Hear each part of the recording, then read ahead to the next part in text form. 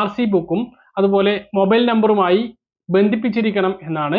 പഴയ നമ്പർ ആണ് എങ്കിൽ അത് മാറ്റി നിങ്ങളുടെ ആധാറുമായി ലിങ്ക് ചെയ്തിട്ടുള്ള മൊബൈൽ ഫോൺ നമ്പർ ഫെബ്രുവരി 29-നകം നൽകണം എന്നാണ് ഇപ്പോൾ മോട്ടോർ വാഹന വകുപ്പ് പറഞ്ഞിട്ടുള്ളത്. അതുകൊണ്ട് തന്നെ വാഹനം ഉള്ള ആളുകൾ, വാഹനം ഓടിക്കുന്ന ആളുകൾ തീർച്ചയായിട്ടും ഈ കാര്യം ശ്രദ്ധിക്കണം. ഇല്ല എങ്കിൽ AI ക്യാമറ ഉൾപ്പെടെയുള്ള പിഴകൾ ഈ വാഹന ഉടമ അറിയാതെ പോകുന്നു. ഒരു വാഹനത്തിന് എന്തെങ്കിലും നിയമലംഘനത്തിന് പിഴ ഈടാക്കിയാൽ 3 മാസം മാത്രമാണ് ഇത് ഓൺലൈനായി അടയ്ക്കാനുള്ള സംവിധാനം ഉള്ളത്. അത് കഴിഞ്ഞാൽ പിന്നീട് ഇത് കോടതിയിലേക്ക് കൈമാറും.